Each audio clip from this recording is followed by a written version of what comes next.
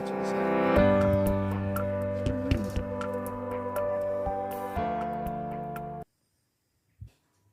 Morning, folks.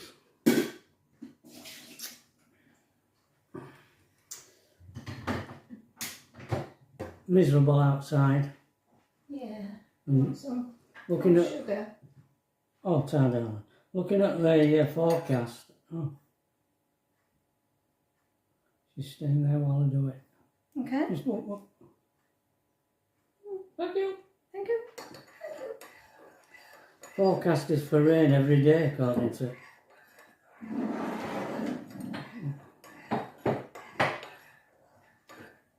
So I don't know how you're doing on Morag Park, Mary.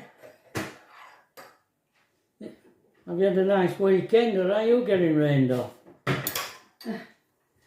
Hi to everybody at Morag Park.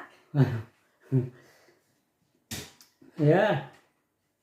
Joe, Keith, and Loz. And Mick and Jane. Not Mick and Jane. Oh, Paul and Jane. Paul and Jane, sorry. Mick and Jane's our other friends. Just forgotten your name already. I haven't. Mick and Jane's here.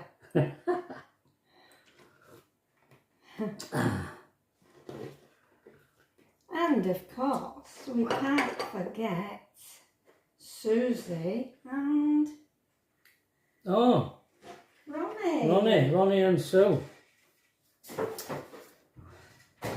Well, you've got to include Faith then. Oh, I am. And what yeah. about Polly? Oh, Poppy. Poppy. They'll be all there. Trying to soak up some rays.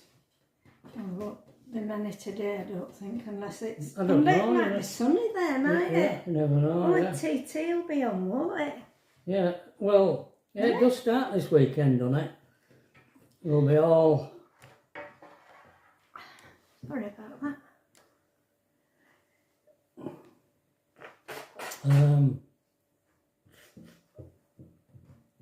Yeah. But although there seemed to be lots of people going on the boat coming back, Yeah. there were plenty of room. Oh, yeah. Wasn't In there? all them seats. You There didn't was. feel as though you were crammed in or out. No. No, you didn't. I suppose it gets real busy in summer. Yeah. What an amazing thing, aren't they? These They are. ferries. Yeah. I mean, you just sat there and you don't really feel much, do you?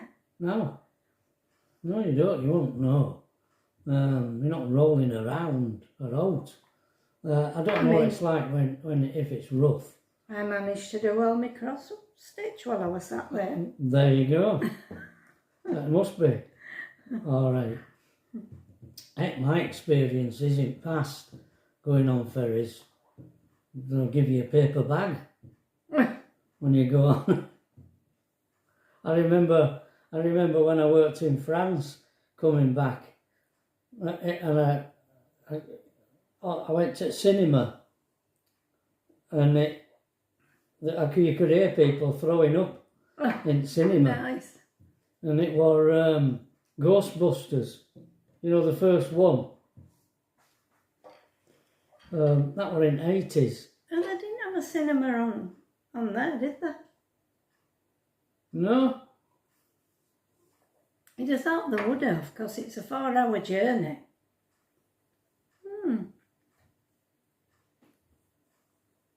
Yeah, well, I was looking at a Facebook comment from somebody who were the cheapest route to France, well, to Europe, from England, was Le Havre to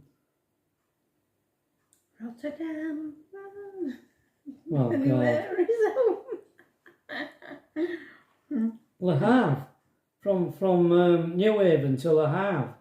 All right. That's I think that's the route I used to take. Yeah, I think it is. That was quite a long. I think I seem to think when I did it, I don't know whether it was just once when I did it.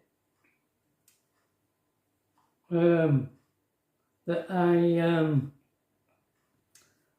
you were overnight and it had to harbour up sort of off the Isle of Skye. Am I boring you?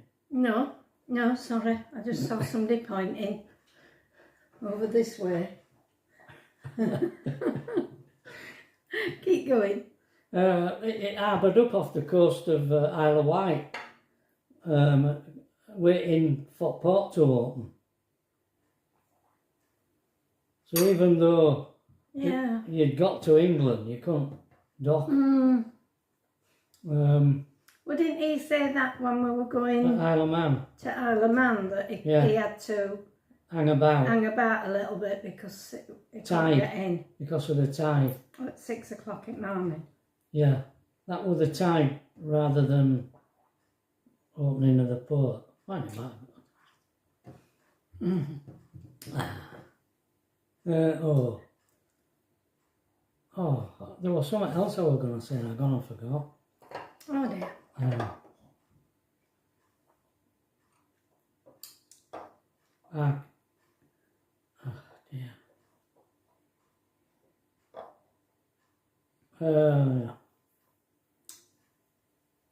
Oh dear. Anyway, I've been, since I had the gas law system fitted on the van, which I don't regret. No, we think it's a good system, don't we? It's great to be able to, put it on and it's... You don't have to wait for it to run out of gas. It does mean I have to plot. There are areas in England. Hey up. That's an Alethea scream.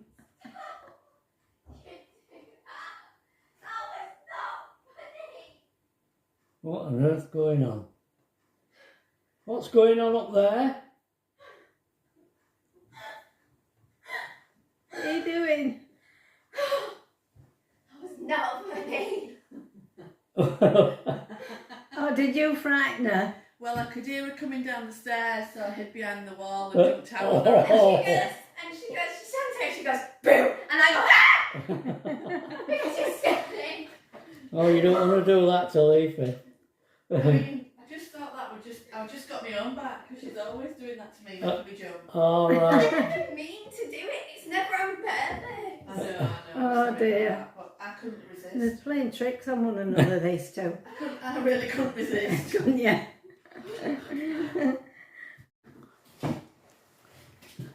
Oh, we just had an interesting chat with Tracy.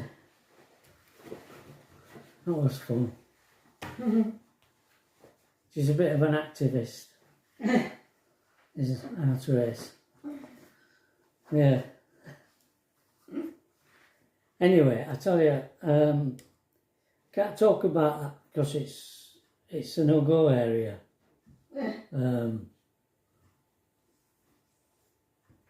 All that side of things, isn't it? Legal things. But I wanted to tell you, I watched the last episode of Clarkson's Farm last night. Episode, I think it's the 3rd series, and I've watched them all. And yeah, it is funny, but it's also very poignant. A vital, in a way, he's speaking for farmers. I know Clarkson's got a reputation from his past when he was on Top Gear and what have you, but I've always considered him a very sensitive journalist, and he really is. And on this Clarkson's Farm, he really does make the point that for 2 years now, the series, each series is from spring, summer and autumn. It goes through the year, and it involves every aspect of his farm, whether it's animals, crops, or even the shop. And whilst it is hilarious, the relationship that he has with Caleb and I can't remember the name, the other chap. It's at the end of each series, he sums up what they've made and what they've spent. And although they made a profit in the last series, every penny of that profit has got to go to buy food stock and whatever they need for the following year. And Clarkson says that he's got another income stream. And he says if it wasn't for that other income stream, it wouldn't be able to survive, because it'd be 2 years of really not making any money. And he's saying, what are other farmers doing? How are they getting on? Because most of the reason for the struggles have been weather. Because the crops is grown barley, wheat, and some other crop, which should go for food production, bread and things. But because of the moisture content, because of all the rain we've had, it hasn't been acceptable to go for bread, for human consumption. It's had to go for animal feeds and other stuff. And he only gets half of the price for it. So they've lost, as a result of the weather, lost thousands and thousands of pounds. So that's affected, the profit margins. Well, obviously all the farmers are subject to the weather. So there's this, it brings me back to this thing that they're going on about cloud seeding, whether it's a reality or not. Because we do have a lot of rain these days. The farmers are really struggling with it. We've experienced that on sites we've stayed on, where when we stayed on farms, and the farmers have said that the animals should be out in the fields now eating grass, but they're not, because it's muddy. We can't send them out there. So we're having to continue feeding them, and that's costing us money. So we know firsthand that the weather's affecting the farmers. So I can really recommend that series. Whether you don't like, I'm not fond of Clarkson from his car days, but this series that he's doing on Clarkson's farm, it is very poignant, and it is making a point, defending farmers, and I think it's really, really important what he's saying. Yeah, that's what I just wanted to add that to this video. And I watched F1, and of course I watched Man United beat Man City. Yeah. I was ecstatic. I was in raptures.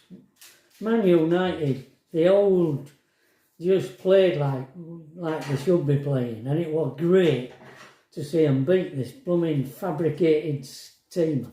I don't like Man City because it's just, mind you, Man United have been taken over by somebody who's so he intends to make Man United knock Man City off the pedestal.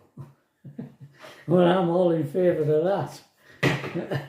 that. So it was a good day, because Verstappen got knocked off his pedestal, and so did Man City, and I was just ecstatic yesterday.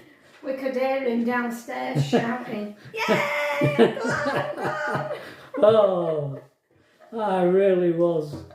It really made my day. Yeah.